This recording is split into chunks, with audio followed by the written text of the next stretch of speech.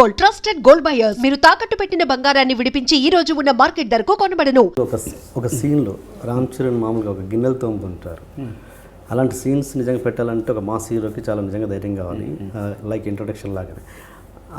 అలాంటి వాటిని ఎలా ఒప్పించారు అసలు? అంటే మామూలుగా అయితే ప్రేక్షకుల కంటే ముందు డైరెక్టర్లు హీరోలు అంటుంటారు ఇలాంటి వాటిని ప్రేక్షకులు రిసీవ్ చేసుకోరని.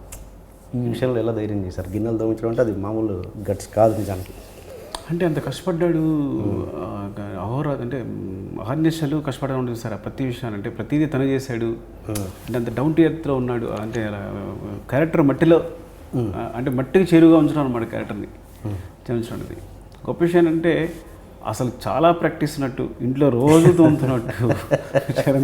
అందరూ కూడా ఎంత అంటే షాక్ అయిపోయాము ఇలా చేసుకుంటూ.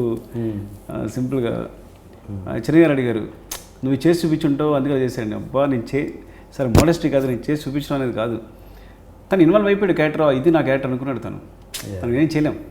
ఒకసారి తన క్యారెక్టర్ ఓన్ చేస్తున్న తర్వాత వాళ్ళందరికీ అలా అనిపిస్తాయి. నేను ఎన్నిసార్లు చెప్పినా చిన్నగా నమ్మట్లేదు, నువ్వు చేసి చూపించడం అందుకే చాలా చేశారంటారు.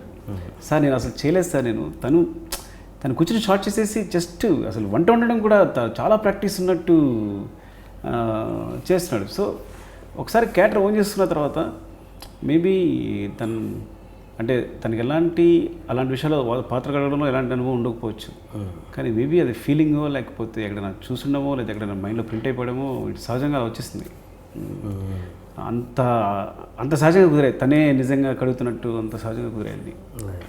నాకు తెలిసి రామ్ చరణ్ ఇన్ని సినిమాలలో ఎప్పుడు కూడా ఇంతగా రియాక్ట్ అయ్యి ఉండకపోవచ్చు. బహుశా ఆ సక్సెస్ని ఎంజాయ్ చేయడంలో కావచ్చు, ఆ పాత్ర విషయంలో కావచ్చు. ఎలాంటి ఎమోషన్ని పంచుకున్నారు మీతో ఆఫ్టర్ దిస్ సక్సెస్? ఇంకా తను అంటే ఇంకా అది చెప్పలేను.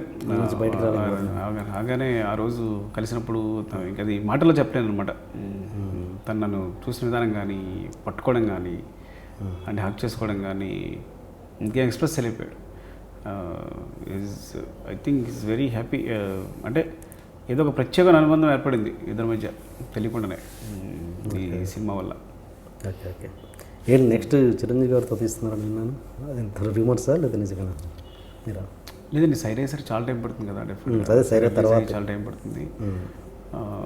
అంటే ఇప్పటికైతే అలాంటి ప్రపోజల్ అలాంటిది ఏమీ లేదు. బికాజ్ నేను ఆయన అంటే చాలా ఇష్టం నాకు. అలాంటి అవకాశం మాత్రం వదులుకోను కంపల్సరీ. అండ్ హీరోని చెవిటివాడిగానే పెట్టడానికి ఏదైనా రీజన్ ఉందా? వేరే అదర్ పెట్టకుండా చెవిటివాడిగానే పెట్టుకోవాలని కథపరంగా ఇంకా ఏదన్నా అనుకున్నారా ముందు? చెవిటివాడు కాకుండా ఇంకేదన్నా అంటే ఒకటి ఇలా పెట్టడం వల్ల నేను ఒకటి అనుకున్నాను ఏంటంటే, ఫస్ట్ ఆఫ్ ఆల్ ఊళ్ళో డిజబిలిటీ క్యారెక్టర్స్ చూస్తుంటాం అంటాం. అంటే డిజబిలిటీ క్యారెక్టర్తో కథ చెప్పినప్పుడు అది చాలా అంటే వాడి స్ట్రెంగ్త్ చాలా కనిపిస్తుంది. వాళ్ళు చాలా స్ట్రాంగ్గా ఉంటారు. ఏదైనా డిజబిలిటీ ఉన్న వ్యక్తులు చాలా అంటే మిగతా సెన్సెస్ అనేవి చాలా స్ట్రాంగ్గా ఉంటాయి. ఏదో ఒక చిన్న లోపం ఉంటే కనుక మిగతా సెన్సెస్ అనేవి చాలా స్ట్రాంగ్గా ఉంటాయి. సో అలా చెప్పినప్పుడు ఎప్పుడైనా లోపల కనిపించింది, నాకు హీరోయిజంగా కనిపించింది. అదే అంటే అలాంటి వాడు కొడితే ఎలా ఉంటుంది, అలాంటి వాడు మాట్లాడితే ఎలా ఉంటుంది, అలాంటి వాడు వీళ్ళని డీల్ చేస్తే ఎలా ఉంటుంది. సో ఇవన్నీ కొత్త అనిపించింది అనమాట. ఎక్కడ ప్రతి సిచ్యువేషన్ని కూడా అది ఉన్న నార్మల్ సిచ్యువేషన్ కూడా కొత్త సీన్ చేస్తుంటుంది అలాంటి క్యారెక్టర్ పెట్టడం వల్ల. సో అది అప్పుడు కథ మామూలుగానే ఉన్నా కానీ దాన్ని బట్టి కథలో అక్కడ అడాప్ట్ చేస్తుంటారు అనమాట దాన్ని character. Okay okay. And Jagapathi Babu గారి విషయానికి వస్తే ఫుల్ అంటే క్యారెక్టర్ వల్ల కథ కాదు ఇది. యాక్చువల్గా కథకి క్యారెక్టర్ యాడ్ చేసాం, కానీ ఎంత బాగా విడిపోయిందంటే సిచ్యువేషన్స్ అన్నిటికీ కూడా కరెక్ట్గా ఎక్కడికక్కడ కథని ఒక రేంజ్ ఎన్హాన్స్ చేస్తుంది ఆ క్యారెక్టర్ అనేది. కొంతమంది యాంగిల్ ఏంటంటే జగపత్ బాబు గారికి అంత బిల్డప్ ఇచ్చారు, చాలా మొత్తం సినిమా అంతా అతని మీద రన్ అయిపోయింది. చివరికి చూస్తే చాలా అతి మామూలుగా అన్ని చంపేశారు అన్నది ఒక వర్గం. ఇది ఎంత మీరు దాన్ని ఎలా ఆన్సర్ చేస్తారు? అంటే జగత్తుని పాముకి రిఫరెన్స్గా తీసుకున్నాను, సేక్ రిఫరెన్స్ తీసుకున్నప్పుడు ఏంటంటే అలాగే చంపించాలనుకున్నాను. పావును కర్రతో కొట్టి చంపుతాం కాబట్టి ముందు నుంచి కూడా హీరో పావును వెతుకుతున్నాడు. ఆ పావును వెతుకుతున్నప్పుడు కూసే ఎలా కనిపించిందో అక్కడే తను వెతుకుతున్నప్పుడు తన అంగి అదే బనియన్ కనిపిస్తుంది. సో దాని నుంచి ఒక పుట్ట లాంటి దాంట్లో తను ఉంటాడు. సో తను కొట్టడం కూడా క్రూరంగా అలాగే కొట్టాలనుకున్నా. అయితే కొట్టేటప్పుడు ఏంటంటే ఇద్దరిని తను ఎలా కొట్టాడో చూపించవచ్చు, కానీ సాధారణంగా మనం పాముని కొట్టేటప్పుడు పాముని కొట్టే వాళ్ళని కలిపి కంపోజ్ చేయలేం. అంటే పామును కొడుతున్న ఫీలింగ్ రాదు అలా కొట్టిస్తే. కరెక్ట్. కాబట్టి పాము పారిపోతుంటే కొడుతున్నట్టు ఉండాలి. సో ఆ రిఫరెన్స్తోనే తను ఎలా కొట్టడానికి చూపించాలి నేను ఇంకా. అంటే ఎలా అనేది చూపించలేదు, అంటే నేను సజెస్టివ్గా చెప్పాను అనమాట. అంటే హీరో ఎమోషన్ కొట్టడం మాత్రం చూపించాను. అది ప్రతి క్యారెక్టర్ ఎమోషన్, విలన్ చంపాలనుకునే ప్రతి క్యారెక్టర్ ఎమోషన్ని హీరో ఎమోషన్గా చూపించాను. కానీ తను ఎలా దెబ్బలు తింటున్నాడో చూపించలేదు. అంతా అయిపోయిన తర్వాత తను పడిపోయి ఉంటాడు, అంటే ఎలా దెబ్బలు తినున్నాడు అనేది ఓపెన్ చేశాను కూడా. యాక్చువల్గా అవకాశం మాత్రం పాము రిఫరెన్స్గా తీసుకున్నాను కాబట్టి స్ట్రాంగ్గా పాములాగే చంపాలి, పాములాగే చూపించాలి, డెత్ కూడా పాములాగే ఉండాలని చూపించాను అనమాట. మేబీ అందువల్ల డిసప్పాయింట్ అయ్యి ఉండొచ్చు, కానీ నా థాట్ ఏంటో ఫస్ట్ నుంచి అలా కంటిన్యూ అయింది కాబట్టి దాన్ని ఫినిషింగ్ ఇద్దాం అనుకున్నాను. వన్ నేను కొన్ని సినిమాకి మీరు మొన్న ఏదో ఇంటర్వ్యూలు అన్నారు, ఆ సినిమాకి నాకు టైం దొరకలేదు, నాకు టైం దొరికి ఉంటే కనుక అది ఒక బ్లాక్ బస్టర్ అవ్వాల్సిన సినిమాని ఫ్లాప్ చేశాను, నా చేతులారా అని అన్నారు మీరే. అంటే ఏది ఒకటి 2 ఎగ్జాంపుల్స్ చెప్పగలరా అన్నారు సార్, జస్ట్ ఫర్ ఆడియన్స్.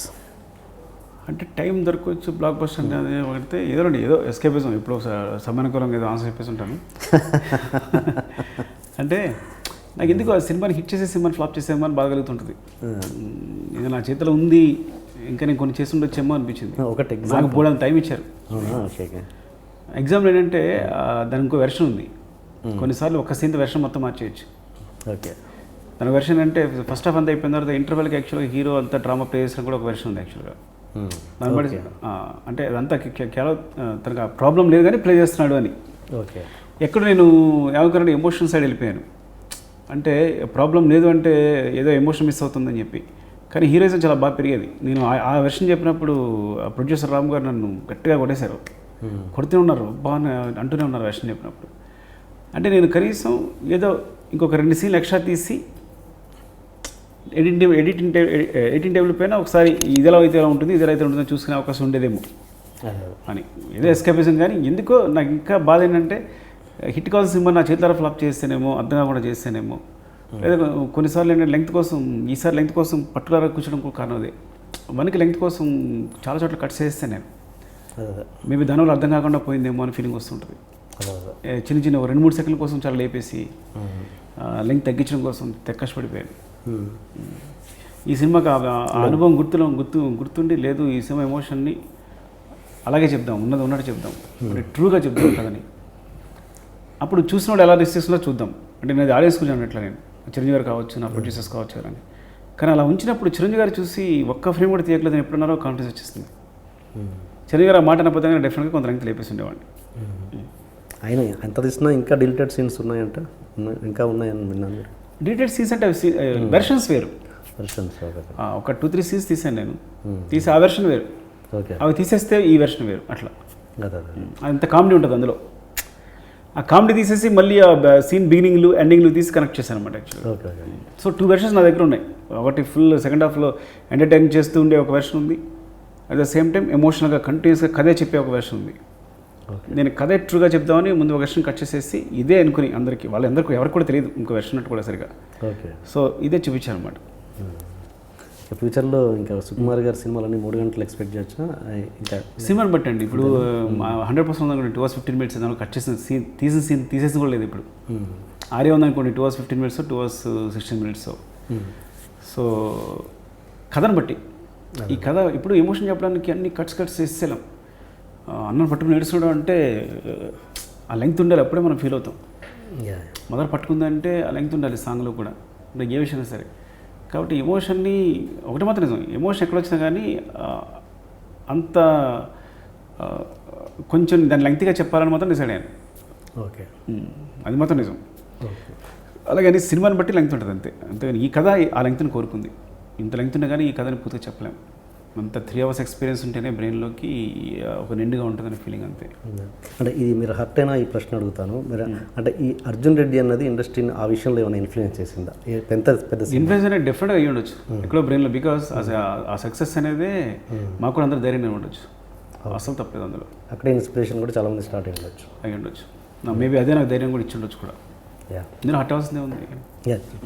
కొంతమంది జనాలలో ఉంది, ఇండస్ట్రీ వాళ్ళలో కొంతమందిలో బయట నాకు తెలిసింది కాబట్టి అడుగుతున్నాను. ఏంటంటే ఈ సినిమా రంగస్థలంలో పెద్ద గొప్ప కథ ఏం కాదు, బట్ ఇట్ జస్ట్ హ్యాపెండ్ అంతే. ఎందుకు ఇంత ఒక బజ్ వచ్చింది, ఇది సూపర్ హిట్ అయింది అనే బ్యాచ్కి మీరేం చెప్తారు సార్? అంటే ఇండివిజువల్ ఒపీనియన్ అండి. మనం అనుకుంది ఏదో మంచి కథ అనుకుని తీస్తాం, కంపల్సరీ ఆ కథ అనుకోకపోతే కానీ అంత అంత కాన్ఫిడెన్స్ రాదు, తీయడం కావాల్సిన శక్తి రాదు ముందు అసలు. ప్రతిదీ మనం గొప్పది అనుకునే ఫ్లాప్ అట్టర్ ఫ్లాప్ సినిమా కూడా మనం చాలా గొప్పది అనుకుని తీస్తాం. సో అలా నా ఒపీనియన్ అంటే నా ఒపీనియన్ ఆడియన్స్ ఒపీనియన్ మ్యాచ్ అయినప్పుడు అలా ఉంటుంది. మేబీ వాళ్ళు అనుకున్నది కరెక్ట్, అది నేను కరెక్ట్గా చెప్పలేను, ఇండివిజువల్ ఒపీనియన్ అది. సో వాళ్ళని కూడా ఖండించలేను కూడా. ఓకే. అంటే ఫోక్ సాంగ్ విషయానికి వస్తే దేవిశ్రీ ఆ పాట పాడారు కదా, అప్పటికి ప్రీ రిలీజ్ ఫంక్షన్లో అతనితో పాడించారు. అప్పటికి మీకు తెలియదా ఆ పాట దేవిశ్రీ ప్రసాద్ పాడాడు అన్న విషయం? ప్రీ రిలీజ్కి ఇంకా ఫైనల్ మిక్స్ అవ్వలేదా? Okay. Pre release final mix అవ్వలేదు. తన పాట ఎందుకు కొంచెం మేము చెప్పండి, అదే అసలు కొన్ని ఆపోజిట్లో ఆలోచిస్తే తన పాట తీసేయడానికి రీజన్ చెప్తాం కానీ ఫైనల్గా తీసేయకుండా ఉన్న రీజన్ అని చెప్పండి. అంటే దేవి పడినప్పుడు అది కొంచెం ఎమోషన్ ఎక్కువ ఉంది. ఆ గట్టును ఉంటావా నగన్న ఈ గట్ అలా వచ్చింది. సో తన హీరో ఎమోషన్ ఉన్నప్పుడు తన హీరో కూడా ఎలా ఇస్తాడు, ఆ గట్ అలా ఇస్తాడు కదా, ఆ ఊపు ఉంటుంది చేసినప్పుడు. సో శివనాగ పాడినప్పుడు ఏంటంటే కొంచెం మిరడస్గా చేసాం తెలియకుండానే, మాకే దేవి పాడించినప్పుడు ఇంకా అందంగా తర్వాత చేసినప్పుడు ఎక్కడైనా చూసినప్పుడు ఎక్స్ప్రెషన్ మ్యాచ్ అవ్వట్లా రెండింటికి. సో డైరెక్టర్గా నేను డెసిషన్ తీసుకున్నా అక్కడ. ఇంకా దేవి పాపం తనకు గోల పెడుతూ ఉన్నాడు, శివనాగం తీసుకొచ్చి పాడించిందే తను, ఎక్కడ కూడా వెతుక్కుని తన వాయిస్ అయితే బాగుంటుందని వెతుక్కుని తీసుకొచ్చి పాడించింది తను. అది ఒక సాంగ్ పాడితే తను ఒక రంగరంగ స్థానం బదులు ఇంకో వేరే సాంగ్ ఉండేది, ఆ సాంగ్ శివనాగ చేత పాడించాం. కానీ ఆ సాంగ్ కుదరలేదు చివరిలో పెట్టడం, రంగరంగస్థలంలో పెట్టాం. అయ్యో ఆ సాంగ్ తను పాడాడు పాపం, తను ఉత్సాహపడుతూ ఉంటాడు, సాంగ్ తీసేసాను నేను, లేదు ఈ సాంగ్ అని పాడించాలి, మళ్ళీ పిలిచి ఆగట్టుంటో పాడించాడు తను. సో అంత ప్రేమతో తీసుకొచ్చి పాడించాడు. ఒక సాంగ్ మిస్ అయిపోయింది ఆల్బంలో తన వాయిస్ ఉండదని తీసుకొని పాడించాడు. సో లాస్ట్ మినిట్లో నేనేంటంటే నాకు సినిమా ఇంపార్టెంట్, శివనాగుల కన్నా నాకన్నా అందరికన్నా ఎవరికైనా సరే సినిమా పెద్దదే, అదే అలాగే ఆలోచిస్తాను. సో సినిమా ఎక్కడ పండుతుంది, ఈ వాయిస్ అయితే నేను fraction of second time final mix వెళ్ళిపోతుంది, రీల్స్ పంపించేయాలి. ఆ టైంలో ఈ వాయిస్ పెట్టాలి ఆ వాయిస్ పెట్టి డెసిషన్ తీసుకోలేను. తీసుకున్నప్పుడు నేను డెఫినెట్గా నేను రెస్ట్ తీసుకోలేను. నేను ఏ సాంగ్ పెట్టి షూట్ చేసానో అదే ఉంచేద్దాం, నాకు కొడుతుంది ఎక్కడ ఎక్స్ప్రెషన్ మ్యాచ్ అవ్వట్లేదు అని పెట్టేశాను. ఇంకా టైం ఎలా ఉంటుంది అంటారా, ఒక్క సెకండ్ ఖాళీ ఉండదు, మీరు నమ్మండి, నిద్ర ఉండదు, ఎన్ని ఉంటాయో అన్నీ. ఆ టైంలో నేను చేసిన తప్పేనంటే మేబీ శివనాగులకి నేను కాల్ చేసి ఉండాల్సింది, చేయలేకపోయాను. అది తన క్షమాపణ కోరుకుంటాను, ఇంకేస్ తన ఫీల్ అయితే అందుకన్నా సొల్యూషన్ వచ్చిందా ఈ అతడు? తనకి ఏంటంటే సినిమాలోనే ఉంటుంది కానీ బయట ఎప్పుడు తన ఆల్బంలో తన సంగే ఉంటుంది, అది మేము మార్చే ఉద్దేశం కూడా లేదు. తను చాలా బాగా పడాడు, దేవిని అడగండి ఎంత ముచ్చటపడిపోయాడు సుఖబాయ్, చాలా బాగా పడాడు, తను బాధపడతాడని తను అంటున్నాడు. లేదు దేవి నాకు సినిమా ఇంపార్టెంట్, నాకు నువ్వు ఇచ్చిన సాంగ్తో నేను షూట్ చేశాను, నాకు ఎందుకు మ్యాచ్ కావట్లేదు అనిపిస్తుంది. కానీ తన ఫేస్ కూడా రగ్గడ్గా అంతుంది, ఎవరిది చరణ్ది, తను పాడేటప్పుడు ఎక్స్ప్రెషన్ ఇచ్చేటప్పుడు అది. సో అది ఇండివిజువల్ నా ఒక్కటే డెసిషన్ మాత్రమే అది. సో దానికి ఎవరిని బ్లేమ్ చేయొద్దు అసలు. Okay sir, final and next project ఎవరిది? మహేష్ బాబు గారితో కొంతమంది, అల్లు అర్జున్ తను కొంతమంది అంటున్నారు. మహేష్ బాబు గారితో అండి. అవును, వెరీ నైస్. ఒక సందర్భంలో ఒక క్యారెక్టర్ మహేష్ అనే క్యారెక్టర్ ఒక బూత్ పదం వాడతారు, ఫోర్స్ కోసం ఒక బూత్ పదం వాడారు. ఆ సెన్సార్ వాళ్ళు ఓకే చేశారు. అది అక్కడ ఎంతవరకు ఏమన్నా మీరు ఎక్స్ప్లెయిన్ చేయాల్సి వచ్చిందా, అవసరం పనిలేదా? ఎక్స్ప్లెయిన్ చేసామండి, వాళ్ళు అబ్జెక్ట్ చేశారు, ఎక్స్ప్లెయిన్ చేశాను ఎందుకు అలాంటి ఎమోషన్ వచ్చింది, ఎలాంటి పరిస్థితి క్రియేట్ అయింది.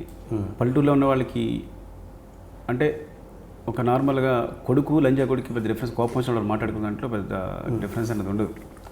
సో వాళ్ళకి ఎక్స్ప్లెయిన్ చేస్తానంటే ఆ ఎమోషన్ ఎక్స్ప్రెస్ చేయడానికి అంతగానే ఇంకా తనకి పదం లేదు, ఆ పిల్లాడు పల్లెటూరు అబ్బాయి. సో తన ఎమోషన్ అలాగే ఎక్స్ప్రెస్ చేస్తాడు, డెఫినెట్గా సీన్ ఎన్హాన్స్ చేస్తాడు, ఎక్స్ప్రెస్ చేస్తాడు. అలా ఎక్స్ప్రెస్ అయిపోతే నెక్స్ట్ ఉండే ఎమోషన్ కూడా పండదు, నన్ను వాళ్ళు కన్విన్స్ అయ్యారు. సో సరైన రీజన్ ఉంటే సెన్సార్ కూడా అదే అగ్రి. అంటే ఓకే, ఈ ప్రశ్న మీకు సంబంధం లేకపోయినా ఒక ఇండస్ట్రీ ఒక పెద్ద డైరెక్టర్గా మిమ్మల్ని అడుగుతున్నాను.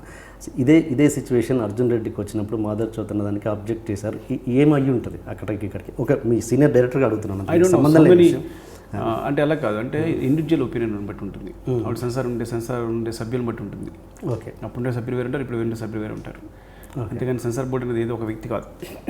సో ఇప్పుడు కూడా మారుతూ ఉంటారు. నా సినిమా చూసిన వ్యక్తులు వేరే ఉంటారు, ఆ సినిమా చూసిన వ్యక్తులు ఉంటారు. సో కొన్నిసార్లు ఇండివిజువల్ ఒపీనియన్ డిపెండ్ ఉంటుంది, కొన్నిసార్లు వారు కన్విన్స్ అవ్వడం బట్టి ఉంటుంది. అక్కడ కన్విన్స్ అవ్వలేదేమో, ఇక్కడ కన్విన్స్ అయ్యారేమో. అంతేగాని అదేదో నేనేదో గొప్పగా చేసేసాను, వాళ్ళు ఏదో అర్జెంట్ వాళ్ళు తప్పు చేశారు, మేము గొప్ప చేస్తాం అనేది కాదు. యాక్చువల్గా ఒక్కొక్కసారి మేము అంటే ఈ సిచ్యువేషన్ వాళ్ళకి బాగా కరెక్ట్ అనిపించింది, మ్యాప్ట్ అనిపించిందేమో. ఓకే, అనిపించినప్పుడు ఇండివిజువల్గా వాళ్ళ ఒపీనియన్ ఇది కరెక్ట్ అనిపించింది మేబీ. అదే ఉండొచ్చు అంతే. Okay okay. అండ్ ఇంకోటి, ఈ సినిమా మీద అనంతపురం అండ్ కాళీచరణ్ సినిమాల ప్రభావం ఎంత ఉంది? ఏమో అది నేను ఇది రాంగ్ క్వశ్చన్ అనుకుంటాను, ఎందుకంటే దేనికి అదే ఇండిపెండెంట్ ఫిల్మ్. కాళీచరణ్ చూసారా మీరు? కాళీచరణ్ చూడాలి. ఓకే. కాళీచరణ్ ఎవరు?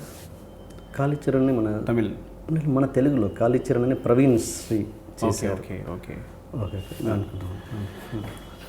అంటే రాఘవ రస్టిగా సినిమా తీయాలనుకున్నాను తప్ప, ఎందుకంటే దాని క్యారెక్టరేషన్స్ ఒక 4 డెఫినెట్గా ఈజ్ పయోనీర్. అంతఃపురం అనే సినిమా కృష్ణవంశీ గారు చూశాను. అనంతపురం అదే సుబ్రహ్మణ్యపురం అంటే అది కూడా న్యాచురల్గా ఒక ఉన్న డ్రామాని పల్లెటూరుని చూపించిన సినిమా. ఇది న్యాచురల్గా పల్లెటూరుని చూపించిన సినిమా. సో అంటే ప్రతిదాన్ని ఏ దర్శకుడైనా సరే ప్రతిని పోర్ట్రే చేయడానికి చూస్తారు. అంటే తనకున్న అనుభవాలని కరెక్ట్గా స్క్రీన్ మీద పెట్టడానికి చూస్తారు. అలాగే అనంతపురం డైరెక్టర్ తనకున్న అనుభవం తను పెట్టడానికి చూపించాడు. ఇంకొక టైమ్ ఆఫ్ దాంట్లో నేను పెట్టడం చూశాను అంతే. అండ్ మీరు మామూలుగానే హీరోలను కానీ హీరోయిన్ కానీ పెద్దగా రిపీట్ చేసిన సందర్భాలు లేవు. అఫ్కోర్స్ మీరు తీసిన 7 సినిమాలు అయినా కూడా అలాంటిది జగపతి బాబు గారిని రిపీట్ చేశారు. ఏంటి దాంట్లో పర్సనల్ ఇంట్రెస్ట్ లేకపోతే అంత మంచి? అంటే ఈ కథ అనుకున్నప్పుడు విలన్ అందరూ, నేను హీరో తప్ప మిగతా అందరూ కొత్తలో వెళ్దాం అనుకున్నాం హీరోతో సహా. అంటే నాకు ఫస్ట్ వచ్చిన థాట్ ఏంటంటే నానబ్రహ్మతో సూటు పుట్టేస్తున్న వ్యక్తి పైన కనుక షర్ట్ లేకుండా కింద పంచమాత్రం కట్టుకుంటే ఎలా ఉంటుంది అనేది థాట్ భలే అనిపించింది. నాకు కిక్ ఇచ్చింది. అప్పుడు జగపతి బాబు గారిని వెళ్ళాలనుకున్నాం. ఓకే. సో దాని తర్వాత మిగతా క్యారెక్టర్ని ఆయన తగ్గట్టుగా ఉండాలి కదా అని మిగతా క్యారెక్టర్ని సెలెక్ట్ చేసుకోవడం జరిగింది. సో మిగతా కాస్టింగ్ అంతా జగపతి బాబు గారు వచ్చి చేరింది ఈ సినిమాలో. ఓకే. ఈవెన్ ప్రకాష్ రాజ్ గారితో సహా అందరినీ కూడా జగపతి బాబు గారు రేంజ్కి ఉండాలి కదా. అనసూయ ఏదో స్టేషన్ ఆర్టిస్ట్ ఉండాలి, పక్కన అజయ్ ఘోష్ ఉండాలి, ఇలా అన్ని నరేష్ గారు ఉండాలి. ఇక్కడ జగపతి బాబు గారు ఉన్నారు అంటే కనుక హీరోకి నరేష్ గారు ఉండాలి, రోహిణి గారు ఉండాలి, ఇలా సో జగపతి బాబు గారు విలన్గా ఉంటే ఎలా ఉంటే నా థాట్ వల్ల మిగతాను వచ్చారనమాట. కాబట్టి అదేగా వచ్చారు ఆయన. Okay okay okay. And Anasuya, I think Anasuya వేరే డైరెక్టర్ అయితే అంటే ఓకే మామూలు డైరెక్టర్ అయి ఉంటే కనుక డెఫినెట్గా ఒప్పుకునే కాకపోయి ఉండొచ్చు బహుశా. అంటే మీరు కాబట్టి మీ మీద గుడ్డి నమ్మకంతో బ్లైండ్గా ఒప్పేసుకొని ఉంటారు అంతేనా? లేకపోతే మేబీ కావచ్చు. తను భయపడుతూనే ఉంది ముందు నుంచి, నన్ను ఏంటి ఇంత పెద్ద ఏజ్ ఉన్న క్యారెక్టర్ చూపిస్తున్నారు అది ఇది అని చెప్పి వచ్చింది. కానీ ఏదో నమ్మకంతో చేసేసింది. ఇప్పుడు వర్కౌట్ అయిపోయింది, లేదా నన్ను చంపేసి ఉండేది. అండ్ నరేష్ గారి ఆ అపియరెన్స్ డ్రెస్ పరంగా నేను చెప్పినట్టుగా డ్రెస్ పరంగా చాలా కేర్. దాంట్లో మీ ఇన్వాల్వ్మెంట్ ఏమైనా ఉందా? తను ఓన్గా చేసేసుకున్నారా ఆ డ్రెస్ డిజైన్, అతని కోడ్? అది చేసాం కావాలండి వాంటెడ్గా. మీరంటే నరేష్ గారు ఫాదర్ నరేష్ గారు అవును వాంటెడ్గా. బికాజ్ ఆ క్యారెక్టర్స్ రూమ్లో క్యారెక్టర్స్ అలాగే ఉంటాయి, వేసుకుని కూడా మళ్ళీ వేసుకుని ఉంటారు. సో టైలర్స్ అయినా కానీ వాళ్ళ సొంతంగా కుట్టుకునే అవకాశం ఉండదు, అంటే వాళ్ళకంటూ దాన్ని ఉపయోగించుకోరు. సో అలా రియల్ లైఫ్ క్యారెక్టర్స్ చూస్తుంటాం కాబట్టి థాట్ ఆఫ్ లైక్ దట్. ఈ సెట్ వేయడానికి, రంగస్థలం సెట్ వేయడానికి ఎగ్జాక్ట్గా ఎన్ని రోజులు పట్టింది? అండ్ దాన్ని ఎప్పుడు డెమాలిష్ చేయబోతున్నారు? చేయ ఉద్దేశం 50 days పట్టిందండి. అంతే డెమాలిష్ చేయట్లేదు, దాన్ని వేరే సినిమాలు ఉపయోగించుకుంటున్నాయి ఇప్పుడు. సో దాన్ని అటు ఇటు మార్చి కాబట్టి ఆ సెట్ అలాగే ఉంచుతున్నాం. అది ఎవరి స్పేస్ అండి యాక్చువల్గా? స్పేస్ ఎవరిది అంటే వాళ్ళు? అది మన బుద్ధ్ బంగ్లా అని బాగా ఫేమస్ ప్లేస్ అది. బుద్ధ్ బంగ్లా వాళ్ళు అలా చేస్తున్నారు. బుద్ధ్ బంగ్లా అలా ఉంది, ఎంటీ ప్లేస్. బుద్ధ్ బంగ్లా పక్కన కదా, కొంచెం దూరంలో వేసాం కదా. ఓకే. ఎంటీ ప్లేస్ ఉంది, అక్కడ చాలా సెట్స్ వేసాం. జగడం సెట్ వేసాం, నాకు తెలిసి తారక్, ఎన్టీ రామారావు గారు అశోక్ సెట్ వేశారు, so permanent Gabbar Singh set వేశారు. ఇట్లా చాలా సెట్స్ వేశారు అక్కడ. సో పర్మనెంట్గా ఉండిపోతుంది. పర్మనెంట్గా చాలా సెట్స్ వేస్తున్నారు అక్కడ. ఈ హౌస్ ఈ విలేజ్ ఉండిపోతుంది ఇంకా పర్మనెంట్గా అంటున్నాను. ఉంటుంది కానీ కొన్ని మార్పులతో ఉంటుంది. Okay okay. అండ్ నాకు తెలిసి ఇప్పటి వరకు తల్లిదండ్రులు చనిపోతే పాటలు ఉన్నాయి, భార్య చనిపోతే పాట, భర్త చనిపోతే పాటలు ఉన్నాయి, కానీ పిల్లలు చనిపోతే పాట అన్నది నాకు తెలిసి ఉన్నాయేమో బహుశా, బట్ నాకు అంత గుర్తులేదు. ఆ థాట్ ఎక్కడి నుంచి వచ్చిందండి? అది అసలు పిల్లాడు చనిపోతే అది మీన్ అది లేదండి. అంటే ముందు హీరోకి అన్యాయం జరగాలి అని అనుకున్నప్పుడే నాకు బ్రదర్ సెంటిమెంట్ అంటే ఇష్టం బాగా. అంటే కథ జరిగినప్పుడు ఏమనుకుంటాం, హీరోకి అన్యాయం జరగాలి అనుకుంటాం. అది జరిగితే కదా హీరో రివోల్ట్ అవుతాడు, తిరగబడతాడు అని. సో అది నాకు బ్రదర్ సెంటిమెంట్ అంటే బాగా ఇష్టం కాబట్టి, అనుబంధం అంటే చాలా ఇష్టం కాబట్టి, సో హీరోకి బ్రదర్ని పెట్టడం జరిగింది. Okay okay. సో డెఫినెట్గా బ్రదర్ని పెట్టినప్పుడే బ్రదర్ డెత్ అనేది ఖాయం కథలో. సో అయిపోయిన తర్వాత అందరి ఎమోషన్ చూపించడానికి ఒక సాంగ్ కావాలనిపించింది, ఏదైతేనే కరెక్ట్గా ఎక్స్ప్రెస్ చేయగలం.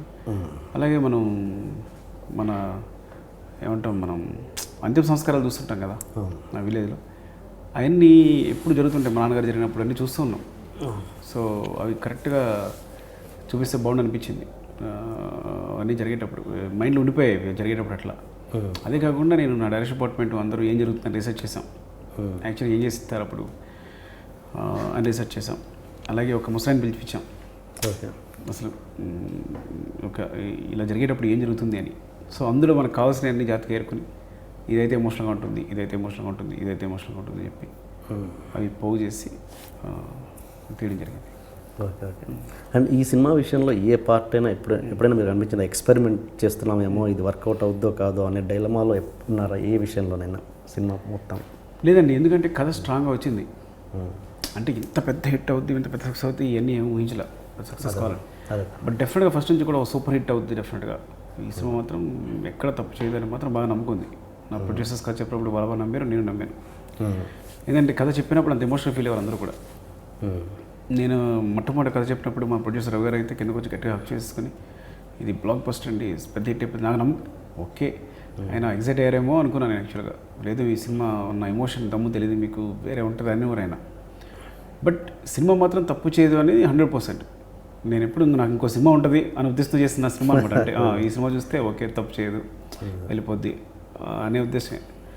కానీ ఇంత మంచి రెస్పాన్స్ ఇదంతా వస్తుంది అని actually I didn't expect. Actually ఈ సినిమా ఇంత బ్లాక్ బస్టర్ అవడానికి మెయిన్ రీజన్ ఏమనుకుంటున్నారు అనలైజ్ చేస్తే? ఒకటి అంటే ఏదైనా కథనండి, మీరు కథలో ఎలాంటి ఏం పెట్టినా సరే కథ సరిగా లేకపోతే, కథనం సరిగా లేకపోతే అది చేయలేం.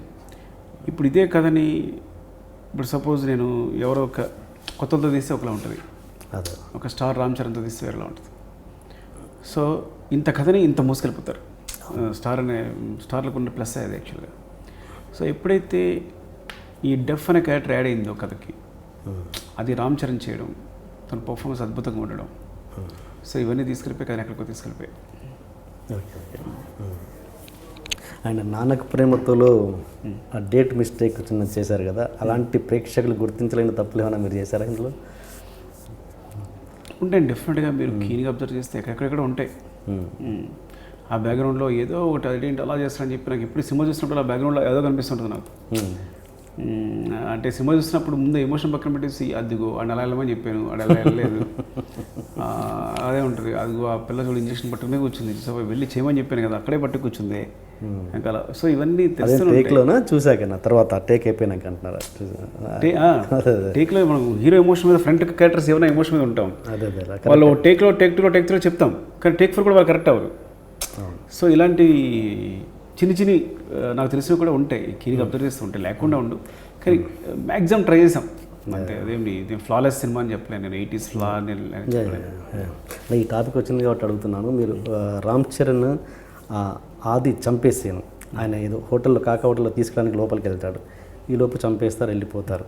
బయటకు వచ్చి ఆ చావుతోటి అతను పట్టుకొని ఏడుస్తున్నప్పుడు వెనక బ్యాక్గ్రౌండ్లో ముసలమ్మ ఉంటుంది. మామూలుగా తను ఎవరినో జూనియర్ ఆర్టిస్ట్ని పెట్టి ఉంటారు. మామూలుగా వేరే డైరెక్టర్ని అయితే ఈ క్వశ్చన్ అడిగాం, మీరు అలాంటి ఎక్స్పీరియన్స్ డైరెక్టర్ కాబట్టి మిమ్మల్ని ఆ ప్రశ్న. అంటే ఒక చావు అక్కడ జరుగుతున్నప్పుడు ఆ ముసలమ్మ ఏదో ఎక్స్ప్రెషన్ ఉండాలి కదా, పరిగెత్తుకు రావాలి, లేకపోతే అరుస్తుండాలి, లేకపోతే కంప్లీట్ ఒక ఆర్టిస్ట్ కాకపోతే ఆమెను ఫ్రేమ్లో అవాయిడ్ చేయాలి ఏదో ఒకటి. అలా మీలాంటి డైరెక్టర్స్ కూడా ఎందుకు చేస్తారు అలాంటి? అది షాక్ అయిపోయింది ఆవిడ, షాక్లో ఉంది, అర్థం కావట్లేదు ఆవిడకి. ముసలావిడ కనిపించదు కూడా షాక్లో. హీరోయినప్పుడు ఏంటంటే పసుపు ఏమంటే కారు ఇచ్చింది ఆవిడ. ఓకే, అదే క్యారెక్టర్స్ కూడా ముందు అమ్మాయిని ఎస్టాబ్లిష్ చేస్తాం ఆవిడని. ఓకే, ఆల్రెడీ సీన్ ఉంది తనకి. వెళ్తుంటే అక్కడ చెప్పారు కదా పసుపు అంటే ఆ కారు పట్టుకొచ్చేస్తుంది ఆవిడ, కారుని తీస్తుంది. Okay okay okay okay. అయ్యో నీకు నాకు కనిపించదు నాకు వినిపించదు అని చెప్పి పసు డబ్బా తీసుకుంటాడు. Okay okay okay. అటు సరే కనిపించదు, కనిపించవు, ముందు జరుగుతుంటే షాక్ అయిపోయి చూస్తుంది, ఏం చేయాలి అర్థం కావట్లేదు ఆవిడ కూడా. Okay okay. ముసలాడు కాబట్టి అది కొంచెం యంగ్ అయితే 56 years రియాక్షన్ ఉంటుంది, వాళ్ళ పర్యటన వచ్చి పట్టుకుంటారు. సో ఏజ్ని బట్టి రియాక్షన్ అనమాట, ఏజ్ కొద్దిగా చూపులేనితనం. ఓకే ఓకే, అది ఉందా? నేను సారీ, ఉంది ఉంది. పసుపు కారం అన్నది. పసుపు కారం ఉంది. పసుపు ఏమంటే ఆవిడ ఇంకో డబ్బా ఇస్తుంది ఏదో, కారం కదే పసుపు, నీ కళ్ళు కనిపించడం అని, ఓకే ఓకే ఓకే, నీకు కనిపించదు నాకు కనిపించదు అని సంథింగ్ తిట్టుకుంటూ వస్తుంది. మామూలు And for more videos, Please subscribe to iDream. Please subscribe to iDream. Please subscribe iDream. And please subscribe to iDream. For more videos, subscribe to iDream. please like, share, and subscribe to the channel. Congratulations, iDream. Subscribe to iDream. Subscribe to iDream. So subscribe to iDream Media. iDream की iDream team अंदर की huge congratulations. Please subscribe iDream Media. Please subscribe to iDream. Subscribe iDream. Please subscribe to iDream. iDream అంటే నా కళల ఛానల్ను subscribe చేసుకున్న నోరు తిరుగుతలేదు, మీరైతే గంట గుర్తు కొట్టండి. For more such videos, please subscribe to iDream. Subscribe to iDream. Please subscribe to iDream. Please subscribe iDream Media. Please do subscribe to iDream. Please subscribe to iDream Media. For best entertainment and information, please subscribe iDream. And don't forget to subscribe to iDream.